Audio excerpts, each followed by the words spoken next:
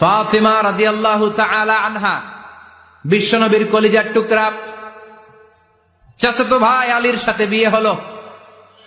আলী যখন প্রস্তাব দিল ফাতেমার কাছে, যে বলে, ও ফাতেমা রাজি আছো কিনা? চুপচাপ, কথা কয় না। বিশ্বনবী বুঝলেন রাজি, দুইজনকে বিয়ে পড়িয়ে দিলেন। বিয়ে পড়িয়ে দুইজনকে দাঁড় করিয়ে দিয়ে বিশ্বনবী অজু করলেন। অজু করার পরে সামান্য কিছু অজুর পানি ছিল, আলীর মাথার মধ্যে ছিটিয়ে দিলেন। বরকতের পানি, সুবহানাল্লাহ কইবেন না? সুবহানাল্লাহ। অজু করে সাইয়েদনা আলীর মাথার মধ্যে ছিটিয়ে দিলেন আর দোয়া করে দিলেন, বারাকাল্লাহু লাকুমা ওয়া বারাকা আলাইকুমা ওয়া জামাআ বাইনাকুমা ফি খাইর। আল্লাহ তোমাদের দুইজনকে বরকত দিয়ে দাম্পত্য জীবন শুরু করার তৌফিক দান করুক। আবার দোয়া করলেন, আল্লাহুম্মা বারিক লাহুমা ফি বিনাইহিমা, ওদের সম্পর্কে বরকত দেন। ওয়া নাসালিহিমা, শিবলিহিমা, ওদের গর্ভে যে সন্তান আসবে এগুলোর শ্রেষ্ঠ সন্তান বানান। 1 বছরের ব্যবধানে ঘরটাকে আলোকিত করে প্রথম সন্তানের জন্ম হাসান। সুবহানাল্লাহ। হাসান রে বিশ্বনবী এত আদর করেছেন, বিশ্বনবীর কাছ থেকে এত আদর কেউ কোনোদিন পায় নাই। হাসান রে বিশ্বনবী ডাকতেন লুকা। বুখারীর বর্ণনা, শব্দটা কি? লুকা মানে পিচ্ছি। ছোট বাচ্চাদেরকে আপনারা কি কন? আরে পিচ্ছি তো আমি কইছি, আপনারা কি কন? নাগাইছে কি বলেন? বাচ্চা বলেন, বাবু বলেন, আর কিছু কি বলেন? আর আর কিছু নাই। তাহলে এই যে বাবু, পিচ্ছি, হ্যাঁ, এই বাবু পিচ্ছি আরবি হচ্ছে লুকা।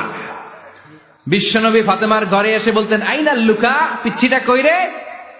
আমার হাসান কই, আমার নানা ভাই কই? আর বিশ্বনবীর আওয়াজ শুনলে হাসান এসে বিশ্বনবীর কাঁধে, আল্লাহু আকবার, আল্লাহু আকবার।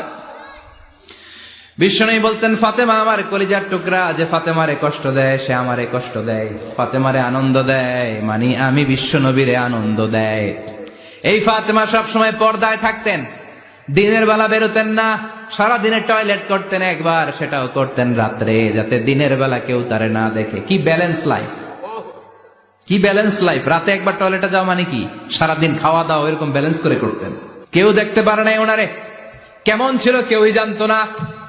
এমন ভাবে চলাফেরা করতো, কোনো পুরুষদের সামনে দিয়ে কখনো যেতেন না। এজন্য ইন্তেকালের আগে আলীকে বললেন, আলী, বিশ্বনবীর ওসিয়ত অনুযায়ী কিছুদিন পরে আমি আমার বাবার সাথে সাক্ষাৎ করব। ইন্তেকালের সময় বেশি লোক আমার জানাজাতে আসার দরকার নাই, নিজেরা দোয়া করে দিলে চলবে। আর আমার জানাজার খাটিয়ার উপর দিয়ে বিশাল একটা বোরকা দিয়ে দিও। এটার আরবিতে বলে নাউশ। কি বলে?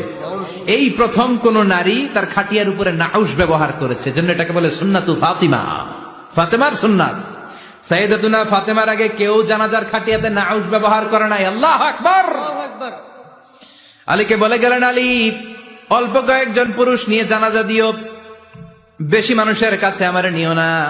দুনিয়ার বুকে আমি লুকিয়ে লুকিয়ে চলতাম, মরার পরে লুকিয়ে লুকিয়ে আল্লাহর কাছে চলে যেতে চাই, পুরুষদের সামনে আমার নিও না। ও মা, এই ফাতেমার জীবনী থেকে আপনার জন্য শিক্ষা হলো পর্দা। সব সময় পর্দাটা দেহে থাকার দরকার আছে না নাই? রাজি আছেন তো?